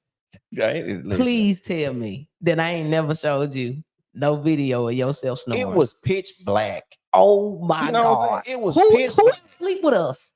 I don't know if we don't even in our rooms. I don't even know what I'm saying. We don't do that. We don't do that. So it was just me and you. It was in there. Listen, the room was pitch black. I don't know if that you know what I'm saying. You could have did that and had a sound deal going on or something. I don't know. All right, so just to try to prove I got up and I started working out because you were snoring. Yeah, and so I said to myself, maybe. Just maybe. You right, Jay, right? What she said? She said you slimmed down, you can fit her jackets because I had your rain jacket on yesterday. Praise the Lord, he don't snore no more. Yeah. But I was getting up literally. I'm talking about possible. In full-blown anger. Yeah. Mainly because I had so much disrupted sleep throughout the night. So I'm like, might as well get up at 5, you know, so I'm getting up hoping, you know what I'm saying? I'm talking about bouncing around in bed when I get up, trying to make sure he wake up too. Still wouldn't go work out. I know. Still wouldn't go work out.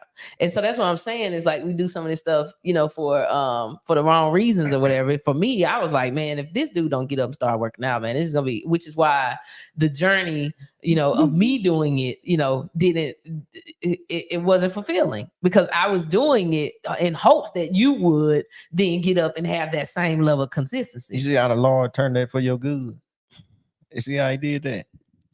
You were doing it for me. And then he said, no, you need to get on this journey and talk to me. Lamorne, that was 7-8 years ago. We're not talking about currently. Then you got serious about the talking about 40 pounds ago. Yeah. Don't do that. Do not do that. I'm just saying. Hey, I didn't think it was fair, man, that you know, wake me up saying, hey, you woke me up. And I'm like, okay. Yeah, you woke me up all night. Like, all night long. So now, you know what I'm saying? Now I got to be woke because you woke. Yeah, you know what I'm saying? No, that ain't fair. I don't think that's fair at all. I didn't say it was fair. That's fair at that's all. why I said we're now talking about growing and shifting the right way. Okay. I was trying to shift you up out of that snore. Yeah, I thought you were burning up a transmission because you was stuck in second or third gear for a second there. Okay. No, that's not what that was. Okay. I'm tired of talking. Okay. I think we've told the people enough about how to shift because you we just talked about you done shifted me up out of my mood. It's gone. It went up to the what's in you can't leave you.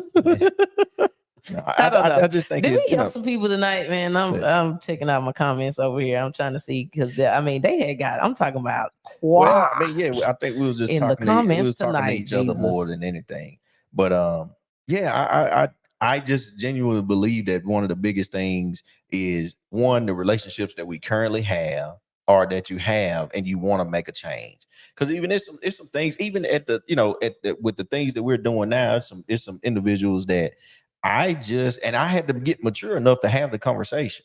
Mm-hmm. You know what I'm saying? Or to have the conversation with myself to prepare myself to have the conversation.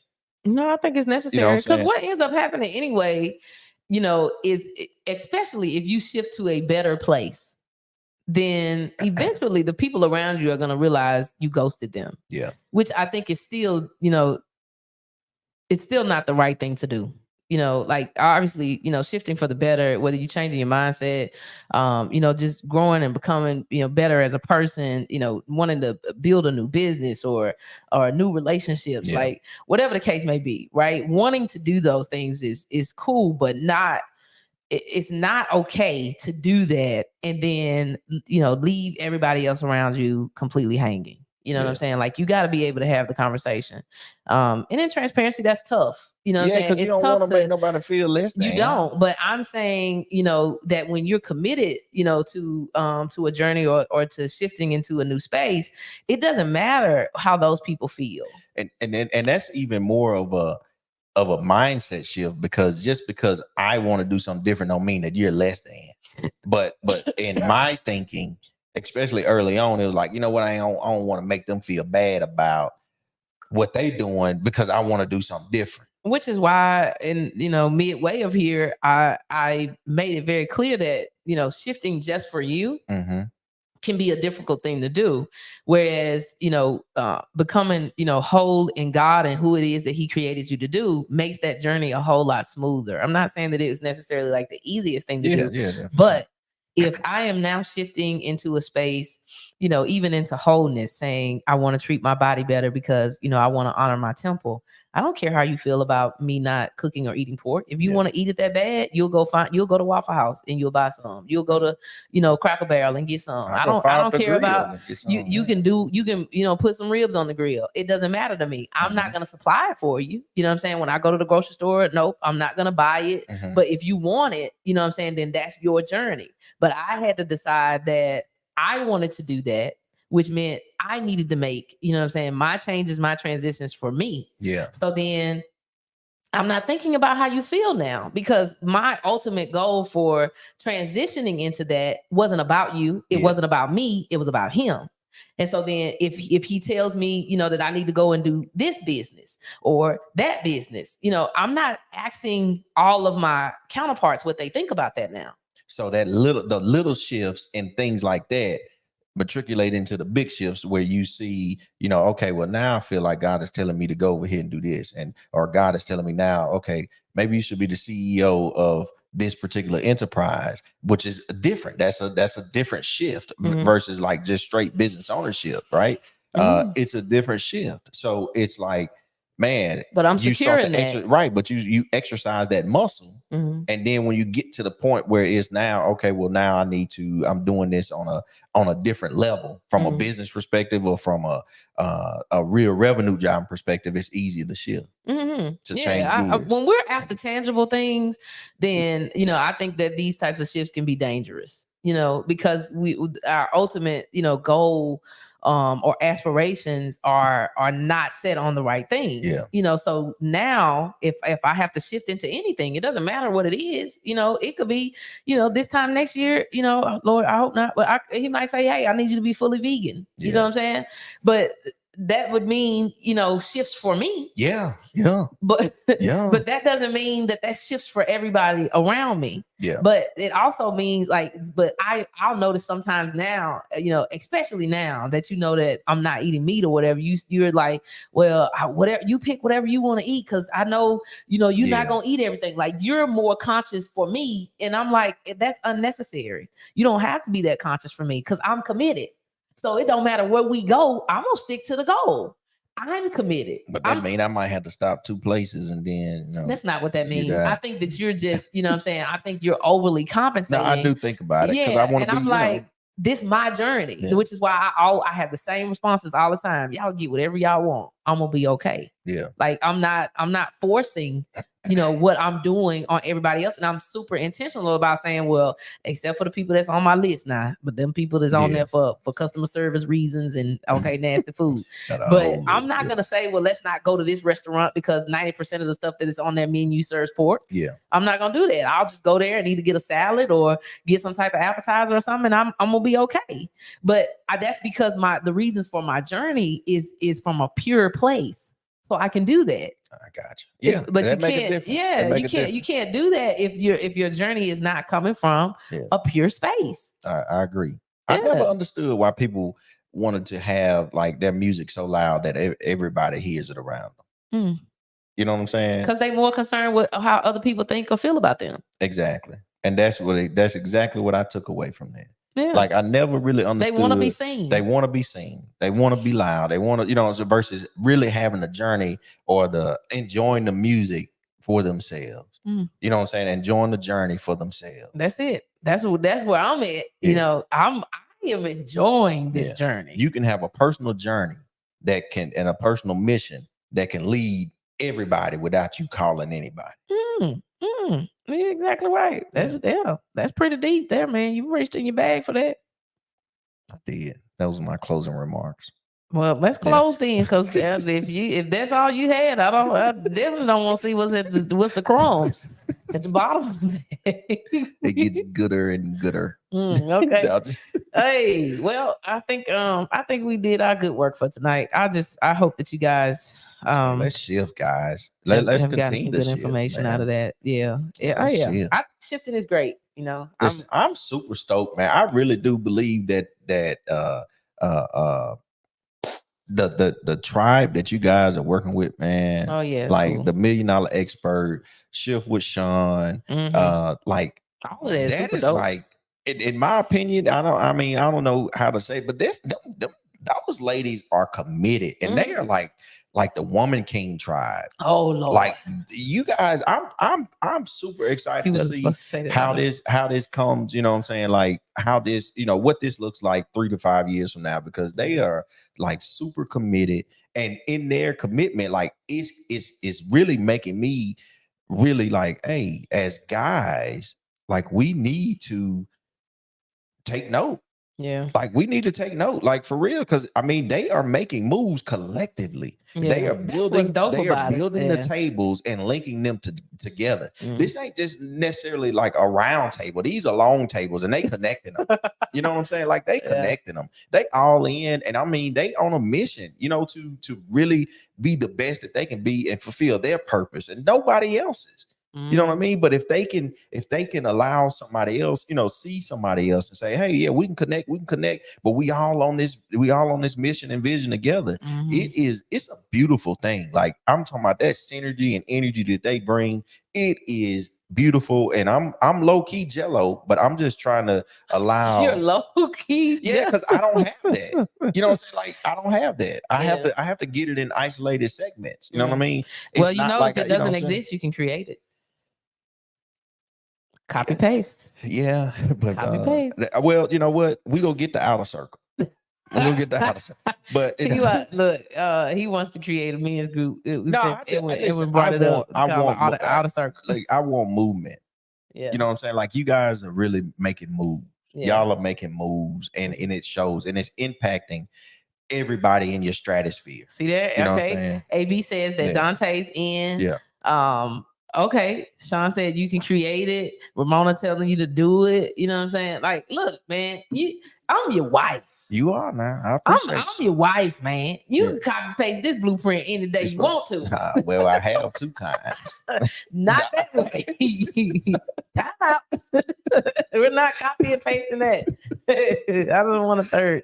I was just saying you can have your group. You know, I think it's needed. You know, I think that what we're doing is super cool. You know, obviously with the inner circle, with the $1 million expert movement. You know, I really do think that it's an amazing journey. It is a movement. Like, it's legit. It's a movement. Y'all need to put in the chat, it's a movement. Oh, look. Oh, no, not that. Rodney, I thought you was on board. I thought you was on board for the men's group, bro. Chill out. So I think that what we're doing is going to cause so much noise that other people are going to have to stop what they're doing and pay attention. Well, here's the real deal. Like, and here's why I think I'm so, you know, like, Jello. Like into it, because I'm like legit, man. I know how it's changed you as a wife. I know how it's changed you as a woman. You know what I'm saying? I know how it's changed you as somebody just to be around. You know what I mean? Like, you know, I was like, I thought I liked you, but now I like you. Oh, you know it's 4 likes now. Yeah, you know what I'm saying? Like, look at that, Sean. It is you know what I'm saying? Like, he has 4 likes for me now. Exactly. That's a big deal. But one day I'm gonna have 5 likes. Man, listen. She's not gonna let me live this down. But no, I'm just saying, like, the reality of it is, the reality of it is, I think about it and like, man, as men, if we came together and really focused on our internal, you know what I'm saying, and our purpose, and we really got serious about that, then how much better would it make, you know what I'm saying, the people that we are around society? Because one hot coal is okay, but if you put a whole bag of coals in a grill, that's when you can really cook some. You know what I mean? Yeah. One little amber by itself, you put it on some good tinder, and it may set a spark. You know, it may blaze something up. But if you get a good group of them together, you know what I'm saying, that's what impacts communities, and you guys are about to impact. I mean, I ain't talking about Arkansas, I ain't talking about Louisiana, I'm talking about y'all about to impact the world, because y'all got people everywhere. And they all committed, man. They all in the game, cleats on, shoes tied up. Lamar, you know, be so impressed. I am, like, for real. You know what I'm saying? Like, for real, because I'm like, they making moves. It's progress, and you can see it. And I'm like, dang, you know what I'm saying? Like, you know, like, this is, again, it's a internal thing, and it's like, hey, we gotta do better. Y'all saw y'all ugly stuff, and you was like, hey, I don't really like it, and you had some sisters around you that said, hey, you know, well, you got involved with them, and then it's like, hey, yeah, we had to, you know, yeah, let's talk about it, let's do it, let's work through it, let's think about our feeling cycle and go on, you know what I'm saying, and let's stop this and let's do this, and it's like, man, let's use the word. What did God say? What did God say? I've been to slap somebody. They keep on telling me, what did God say? What did he say? You know what I'm saying? I'm talking to you. What it does? Like, but because, you know what I'm saying, the maturity, this is hilarious. Because the maturity of it, you know what I'm saying, then that's what it is. But hey, Rodney, man, hey, I'm with it, man. I'm saying, you got enough people in the comments that is saying they really believe that you can build it. They're saying you got the people, you can build it. And here's what I think that is beautiful about it, you know, is that yes, we can pioneer the way, but it would be absolutely amazing and beautiful to see that, you know, our spouses, you know, other men are journeying, you know, in that same direction, on that same path. I be wanting to sit in the session just to, you know what I'm saying, because I'm like, oh, hey, you be ear hustling. Yeah. Let me tell you, this is what Lamar does, because we have calls every Monday night, right? And so our podcast room here it's like a bonus room off of our bedroom. And so when Lamar comes upstairs, because he actually has a men's they do, him and one of his college him and one of his college buddies, they have Bible study now on every Monday night, which I thought was super cool, because every Monday night for the over a year now, I've been on calls with the Inner Circle. And so then Lamorne, when he say he was jello, he really was jello, because Lamorne got together and said, we have Bible study on Monday nights because Kristen and them be meeting every Monday night. So we finna have Bible study every Monday night.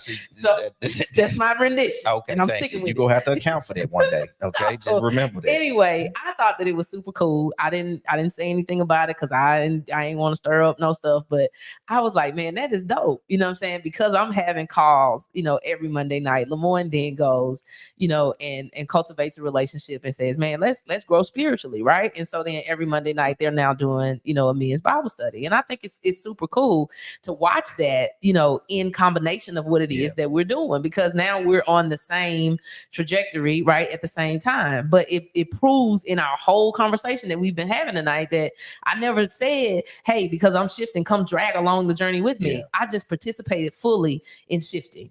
You know what I'm saying? Yeah. And then just to watch that, unfold for you, and then you becoming, more on fire for God and, walking on your own path is exactly what should be happening. You know what I'm saying? Like, as I am shifting, wholeheartedly and as transparently as I can, it is now causing you to shift, even though you're not participating, right? Yeah. You know what I'm saying? But I be thinking it'd be funny because when we be having the calls, the morning come in the bedroom, and sometimes I'll have the doors to the podcast room open. He'll keep the doors open, right? Because he's trying to eavesdrop on our conversation. He'll keep the doors open and put the TV on mute. I'm like, bro, you ain't watching TV. You listening to our conversation. Well, I mean, the word is the word. You know what I'm saying? But I listen. It's just, it's amazing, man. Y'all doing some dope stuff. My hat comes off to you guys. And Sean says you're always welcome. She said you was rocking from day one. Absolutely. I believe that, but it's a difference when you can rock with like kind. You know what I'm saying? Yeah. When you rocking with, because when I'm the only man in the room, now I got to put up curtains and, you know what I'm saying, and carry boxes to the car. We use you to be sport. Yeah, you know what I'm saying? I got to unfold the chairs. Okay, and, do you hear this slide in? Sean, he's now saying that when he comes to the event, he want to be a participant and not carry no box. No, because I need to make myself useful. Because if I'm just sitting there, you know what I'm saying, looking like I'm, I need to do something. I tell you what, it sounds like we're gonna have to make space, because what we are roaring loud now, right? That we're gonna make 1,000 Black Christian women millionaires. We've been roaring that, you know what I'm saying, loudly for the last couple of weeks here. And what it sounds like is that you're starting to whisper a bit, don't leave us out. I'm saying I think that it can be super impactful and a beautiful thing to have, brothers together that are driven by purpose. Yeah. And not necessarily all by the dollar, but by purpose, and being better fathers, stronger communities, better husbands, and better God lovers. You know what I mean? I think that will be a phenomenal example or a phenomenal impact to everywhere that we serve. And it doesn't necessarily have to be my next door neighbor. You know what I'm saying? This is just people that link up with like mine, because that's what you guys have done. And that's like, hey, man, how much more can we do? If one could put 1,000 a flight, two can put 10,000 a flight. If we got 7,000, then how many can we put the flight?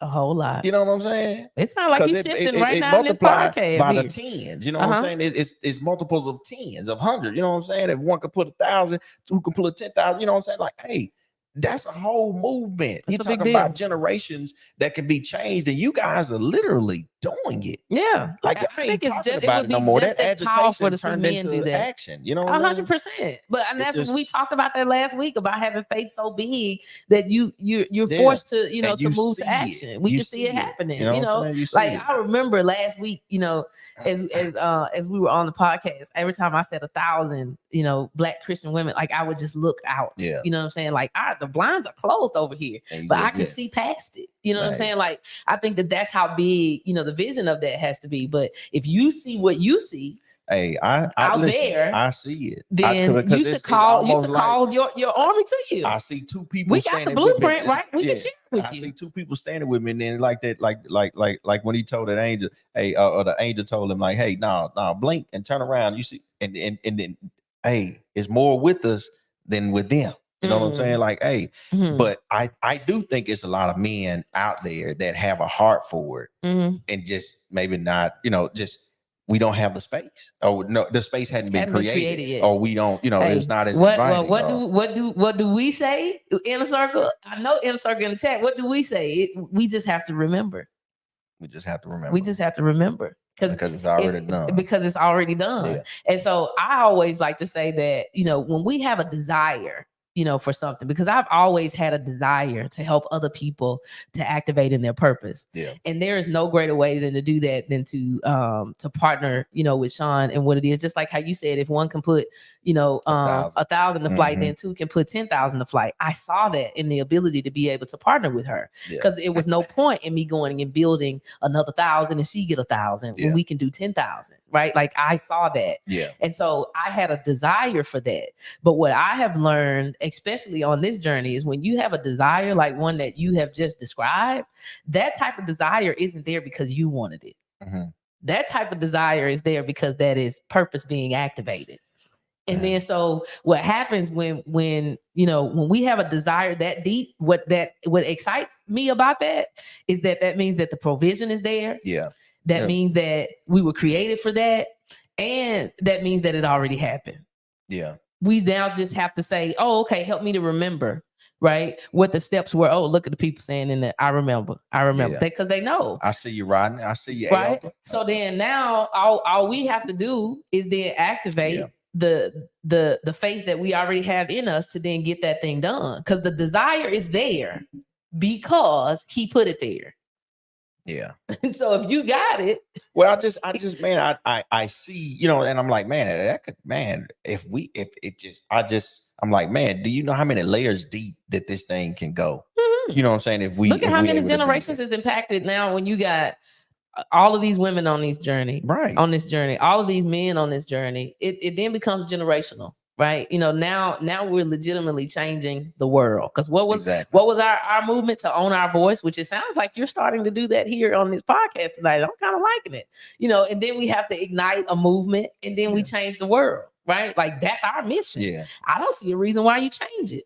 You have to help men to now own their own voice. Mm-hmm. And then you figure out a way to ignite the movement, which I think you've already done, because Rodney is on here saying, I'm game. Well, yeah. And then that's my guy right there. I know. That's what I'm saying. And then you utilize that to change the world. Yeah. Yeah. You already have the desire. Now you need a plan, right? To then execute, to then get the results of what it is that you say you want to see. Well, and we got to make sure we find our voice, because I think the world has given us one that doesn't necessarily belong to us, and we've adopted it willingly. Mm-hmm. But as we continue to peel back those little thin pages in the Bible and read those heavy words that are attached to it, mm-hmm. then it starts to consecrate and really makes you think a little bit differently about who you are and how you move. No, but I see it in action with you guys, and it's just, you know, it's just one of those things. So yeah. Hey, well, I digress. The book say, you know, a tree by its fruit. Yeah.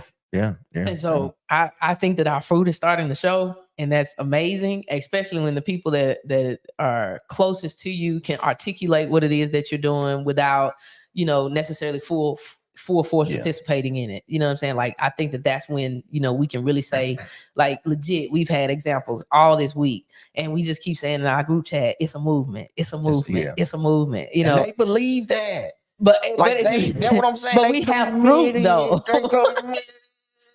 But we have proof that it is the movement, you know. And so I'm just saying that doesn't just happen. Yeah. You know what I'm saying? Like, there really does have to be action behind that. There has to be belief behind that. And I believe that it can be done the same way with the group of men that you see. I believe that. All right. Well, it sounds like you got some work to do. We gonna Sean, we'll let him borrow the blueprint. We gotta give me a moment to keep dreaming, so I can stay up there. Yeah. Stay up there. I don't want to do the work. I don't want to do the work right now. Well, hey, stay up there for as long as you need to. And when you come down, you got your guy Rodney there. Sean has already allowed you to borrow Edwin and Ralph. So now it's 4 strong. You had Steve in here. Steve was in here. You got Steve was in the chat. So you got some people that can roll with you to get the journey started. You just need a resolute belief. After that, all the rest of it, that's light work. It's the belief that most people miss. We'll see. Journey of 1,000 miles starts. Yeah. Well, it sounds like there's gonna be some newness here. We'll see what happens. We'll keep you updated on what happens. But yeah, we way. It's 9:45, so I'm about to go. But it was good talking to y'all tonight. We had a really good time. I think this morphed into a great conversation off of this shirt that I tried to be petty about. Actually, rolled over into some great dialogue. So I'll tell y'all, it really sounds like if you're not ready to shift, you're gonna have to go ahead on and get off the pot because we shifting over here. Yeah. We full blown shifting over here. So if you ain't trying to shift, then go find you somewhere else to see that. Because this ain't what we doing. I'm just trying to be disciplined for the destiny, man. Hey, look at you. You got your slogan for your man's group. What it is? Say it one more time. Your man's. We're gonna put a man's. What's your man's group? You sound like you from Hazelhurst. What you call it? Discipline for the destiny. That's y'all slogan right there, Rodney. Y'all gonna be disciplined for the destiny in your man's group. I love it. Let's hey man, we gonna see y'all next week. Thank y'all for tuning in. I appreciate y'all listening to us for a second. Good night.